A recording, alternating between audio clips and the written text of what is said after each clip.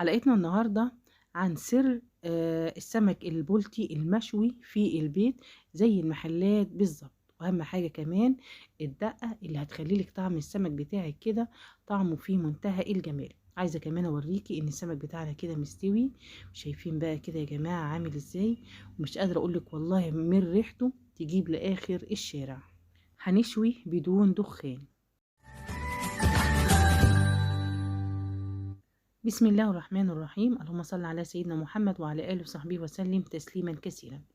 أهم حاجة لما نيجي نشتري السمك البلطي بتاعنا تكون السمكة كده اللحم بتاعها كده يكون جامد، ما يكونش كده طري، مش تحطي ان انت ايدك عليه تحسي ان ايدك غرزت، لا تحسي ان اللحم كده كده، بصي شوفي انا بضغط عليه تحسي ان هو سميك، تحسي كمان ان لون العين كده بتلمع فيها بريق، كمان تحسي ان العين كده طالعه كده وجامده كده، تحسي ان الخياشيم بتاعتها تكون حمراء، القشر بتاع السمك بتاعك ما يطلعش بكل سهوله، يكون لازق فيه وجامد. طيب هنعمل التتبيله كده في الاول، عباره عن راس توم مع قرن فلفل حامي كده احمر، وبكون ضرباه كده في الكبه. بعد كده بدي عصير ليمون، وبدي كمان معلقه كبيره من الخل، بنزل برشه من الملح، وبنحط هنا ربع معلقة من الكزبرة الناشفة المطحونة، وربع معلقة من الكمون المطحون، وبقلب كده الخلطة دي كده كويس كده مع بعض.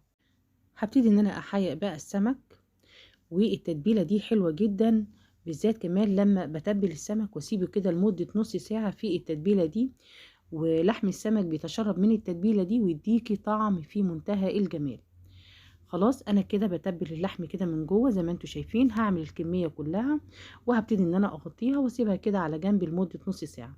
دي كده معايا الرده او النخاله، نخاله الدقيق، لو مش متوفره عندك تقدري تستخدمي مكانها البقسماط المطحون. هجيب الصينيه اللي هدخلها الفرن وبحط فيها كده ربع معلقه من الزيت، هجيب منديل ورق وهبتدي ان انا امسح الصينيه بتاعتنا بالطريقه دي. خلاص بجيب كمان رشة من الملح وببتدي ان انا ارشها في الصينية كده كلها، ودي بتساعد على عدم التصاق السمك في الصينية هو بتشوي. هجيب بقى السمكة بتاعتنا اهي وابتدي ان انا ابدرها من الجنبين كده بالردة زي ما انتم شايفين. قلت لك لو مش متوفر عندك الردة تقدري تجيبي العيش الفينو وتحمصيه وتطحنيه كويس في قلب الخلاط وتستخدميه مكان الردة.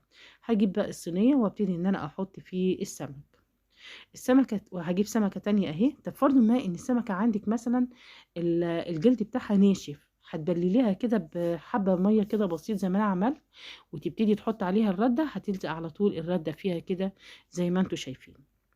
خلاص كده انا خلاص كده بدرتها كده من الجنبين، وكده خلاص جهزت معايا كده صينية السمك. خلاص. طيب اهم حاجة بقى لازم تكوني مشغلة الفرن بتاعك على العالي جدا، يعني على 200 درجة مئوية، وهتبتدي تحطي بقى الصينية بتاعتك في قلب الفرن. على ما حطيت الصينية في قلب الفرن هبتدي ان انا اعمل الدقة دي، بردك عبارة عن راس توم مدوق معاها كده قرن فلفل احمر كده في قلب الكبة، وهبتدي ان انا اضيف بقى عليها هنا رشة من الملح، ده عبارة عن معلقة من الملح، بحط هنا نص معلقة من الكمون المطحون، ونص معلقة من الكزبرة الناشفة المطحونة، وبحط هنا ربع معلقة من البابريكا، حابة تضيفي شطة حمراء على حسب راحتك. بعد كده ببتدي ان انا اضيف معلقة كبيرة من الخل، وبضيف هنا عصير ليمونتين. بعد كده بحط كوباية مية مغلية، ببتدي كده ان انا اديها تقليبة كويسة، ودي الدقة اللي انا هرشها للسمك. انا طلعت دلوقتي الصينية من الفرن، وهبتدي ان انا اقلب السمك على الجنب التاني زي ما انتوا شايفين. الملح يا جماعة خلالي ان السمك بطلعه بكل سهولة زي ما انتوا شايفين كده. بقلب بقى السمك كله كده في قلب الصينية على الجنب التاني، وهبتدي تاني ادخله تاني في الفرن. كده انا دخلته تاني، وابتديت ان انا بقى طلعته بقى بعد ما قعد كده تقريبا كده ربع ساعة، وهبتدي ان انا ارش عليه من الدقة زي ما انتوا شايفين بالطريقة دي. على فكرة انا كده عايزة بقى اقلبه على الناحية التانية، فطبعا هيبقى ماسك معاكي في قلب الصينية، فانا هنا برش عليه الدقة، منه ان هو هيتشرب، ومنه ان هو هيساعد على ان السمكة تطلع معاكي من غير ما تتسلخ كده ولا اي حاجة خالص.